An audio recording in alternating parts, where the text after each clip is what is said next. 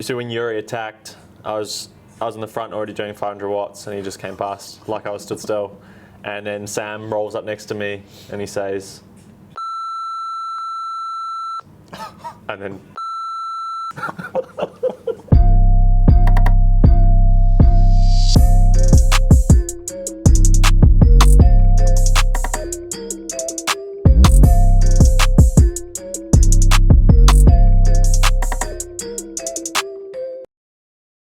Welcome back to DB Talks. This time we are live from Singapore. We just did a race, or I attempted to do a race yesterday. My guest, he actually did extremely well at that race. I have the most anticipated and also the most beautiful man in triathlon, Carl Smith. I feel like that's what you tell all the boys. I've only had Magnus on. Yeah, so you're already lying to me then, aren't you? Because you are by far like top level in all departments. Oh, thanks, Daniel. I mean, we know each other quite well by now, by all of our antics. Yeah, we just haven't spent any time doing 2, 3, or 4 guys in a bed like you have been with these two gentlemen here. Yeah, so that's actually one thing we could bring up to open discussion here, because it was a thing we discussed a lot during dinner, and I'm gonna be completely cancelled after this, but I can't say that actually. Say it and I'll beep it. Okay. So it is kind of strange that if you are 2 guys in one bed, then it's gay. If you're 3 guys in one bed, it's just boys hanging out. But then again, if you're 4 guys in one bed, then it becomes even more gay. Yeah, well, I think there's like, everyone's paired up then, aren't they? I don't think that, is that cancelable? Because we're all for like freedom and love, and everyone can love each other and whatever, Because if it was, I don't know, it'd kind of be like, if there was 2 guys and 2 girls in the bed, it'd be the same discussion, right? Yeah. Yeah, exactly, yeah. But the thing is, it comes from Mitch, Carl, and I sleeping in one bed here in Singapore. And so apparently we are extremely gay, but we just... No, you're not. We just like each other. No, because, Mitch is a father and married, but like... And Carl and I, what are we?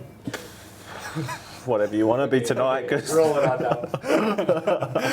Okay, yeah, so first of all, we had the race, the PTO race, T100 here in Singapore yesterday, and I think we can both agree to the fact that it was the most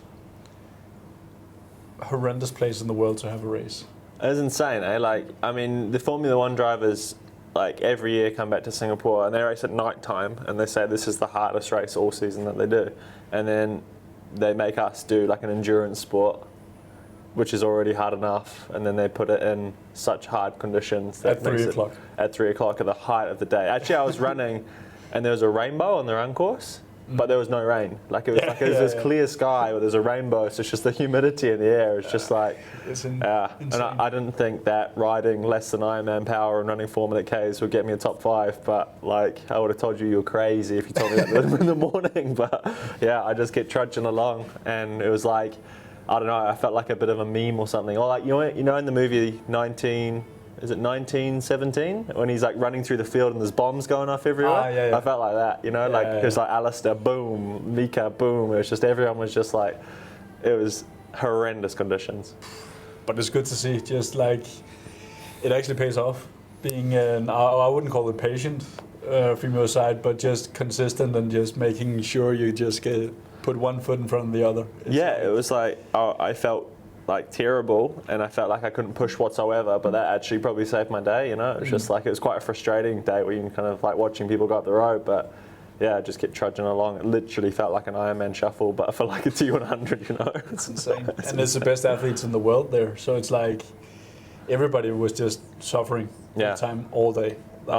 It's I got It's so much. crazy how it's also like it's a whole other race because of the conditions and because of the course. Like they literally found the only climbing you could do in the whole of Singapore they found for our course. So it's actually a quite hilly course, I'd say, which is impressive. But it also just makes the course harder and maybe also more fun to watch.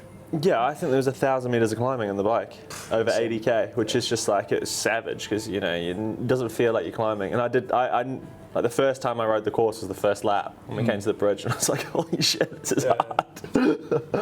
But no, it was epic running, just everyone towing the line. I think the women actually had it harder than we did, to be honest. Which is insane. Which is Couldn't insane. imagine that. Like, And for Ash to, I don't know, I haven't looked at the result, but for Ash to run. she Probably must 2 surely minutes be like top 3 run splits I'd say so. across genders. I'd say so, yeah. I don't know what I ran, I think she ran like a 107, I don't know what, Yeah. but like, for me, I didn't run that. So like, I think when we were walking to the start line, we were like, my one goal today is to not get outran by Ash, and you were like, yeah, that's actually a good goal. Yeah, because you actually had to perform like really well to take that one off. Oh, impressive, huh? Insane.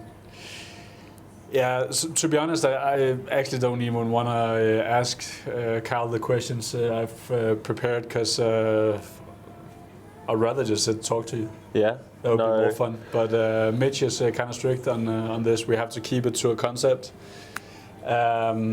So we'll do the other podcast another time. Maybe you'll come visit me in St. Moritz and we'll do a coffee chat. Oh, we've already been talking about rooming at Challenge Champs anyway. That's true. Because Fred's got a suite.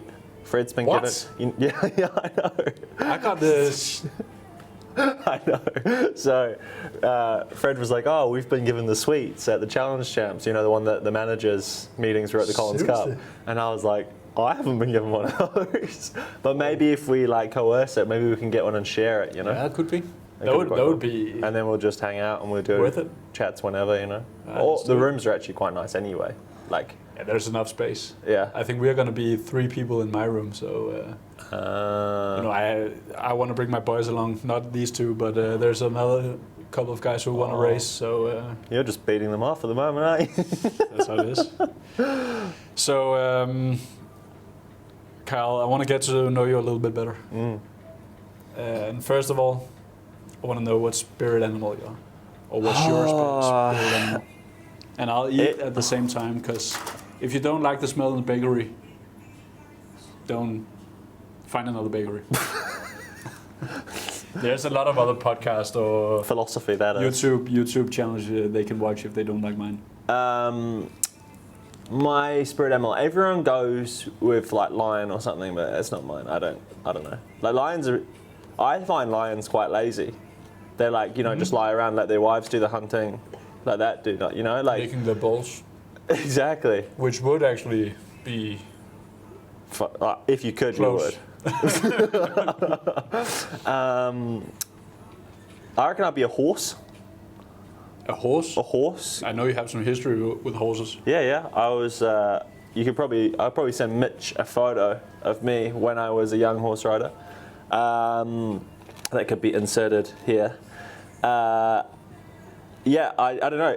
I think they're quite unassuming horses. They're just standing around in the field and they're kind of like chill, But then when you actually ask them to they love racing and they just love running. And yeah, I reckon that's probably the reason. That's actually the best thought of spirit animal we've had so far. So I like horses. We also have 2 miniature ones too, like this big. Icelandic? Is that what you call them? I think so. isn't Maybe. it? But from Denmark you will call them Icelandic. We call them Shetland ponies. That is what we call them in Denmark as well. Yeah, I remember that now. So you've been traveling a lot around the world, done a lot of different races. Do you have any bucket list races left? Left, probably Roth. I've never actually been to Roth, I've never experienced it, but I'm going to race Roth this year. So I'm really looking forward to that. Yeah, I mean, I've heard lots of good things. That's probably my only like bucket list race. Probably to You finish should look Kona would forward be to that nice. one. That is freaking epic. Yeah, looking forward to it. Yeah, I mean, to actually run in Kona would be nice. Performance. Yeah. Yes. But yeah, not doing Kona this year. Got 70.3 worlds in my hometown, so that's the big one. Nice. Celebrity crush. Male or female? Both. Male's probably like very down the middle, like a Ryan Reynolds, you know? Mm-hmm. Just like a good sense of humour, Is that good-looking guy. Ryan Reynolds Deadpool or Ryan Reynolds every other movie where he actually looks good? Because either you have the good looking, that's how it is in normal life as well. Either you look good or you're funny. You can't have both. That's, I think, why he's probably my celebrity crush, right? Because he's got both. You know what I mean? Like, because you can have someone that's good looking who's just boring as shit, and then like that'd be, you don't want that. But then like he's got a bit of both, you know. And his wife's actually like pretty cool too. She's got a good sense of humor and funny. And yeah, Blake Lively's pretty hot too. So maybe we'll just go that couple. I'll just throuple them, you know. So outside of sports, what kind of hobbies do you have? I know you are kind of a farm boy like my main man Mitch. Big country guy, eh, Mitch? Yeah. I picked up golf this year, which is like, I mean, golf in New Zealand's a lot different to the rest of the world. Like, it's a lot more casual. Like, golf around the rest of the world's like a little bit like, snobby and, like it's a bit exclusive. But in New Zealand, you take your flip-flops and your beers and you hit some balls around the course. Like, it's pretty fun. Like, it's a good time. So that's quite fun, yeah. Like, yeah, just that's probably my only hobby. Like, I don't do painting or anything like that, Like, it's always, got into water skiing this year, which was quite fun. Like, water skiing. Sick. Yeah, it's sick, man. Like, I'm not very good at it. Like, Braden is It like must be Braden who is. He strikes me as kind of he can do anything in the world. Yeah, no, for sure. Yeah, he like went to Youth Olympics for snowboarding. And then, like he's super good at so many sports. Yeah, it's pretty aspirational, eh? Like, and then he's just, he can back a trailer real good. That's a good and that tells a lot. Exactly, like, then right? You can do basically exactly. Anything. Yeah. Wow. How old were you when you moved out of home? So I moved out of home 18. And I was so eager to like get into the high performance team that I finished my last exam on the Friday, and by Monday I'd moved out of home and I'd moved up to Cambridge to train with the high performance team. I didn't go so well, like it wasn't what I expected. I should have like stayed at home a bit longer. But then after that, I was sort of like probably out of home for 2 or 3 years, and then my parents moved closer to where I live, so I moved back home. And like even now, like when we're in New Zealand, we have like a small house at the side of my parents' house. So it's like we've got like a little commune with my other brother at the other side, which is real cool. So yeah, I guess I'm technically sort of still at home when I'm in New Zealand, which is nice. When Kira's not there, Mum does my laundry, which is like, I'll just like come home from training and Mum's been in my house and my bed's made and the laundry's done. It's so sick. So it's actually worse to come to a hotel like this than actually being back home? No, this hotel's pretty nice. This hotel's pretty plush. It's like, how much is it? Like 400 euros a night to stay here? I'm not even I wouldn't have paid it if I had to pay it, that's for sure. That's insane. Round off this or that. Phone in the bathroom or no phone in the bathroom? Oh, phone in the bathroom. Always. And music. Humid or dry? Dry. Nice or Kona? Nice. Bad breath or body odor? Body odor. ITU or PTO? PTO. Passenger or driver? Driver. Coffee or tea? Coffee. Biking or running? Biking. Foresee the future or change the past? Oh, shit. Probably change the past. Not knowing what's in front of you is quite nice, isn't it? Yeah. Where's the excitement if you know what's going to happen? That's true. Like if I know how much pain yesterday would have caused me, then I wouldn't have been excited about racing. Exactly. Jan Frodeno or Jack Kelly? Jan Frodeno. Across the board. Sorry, Jack. Love you, mate, but it's Jan for me.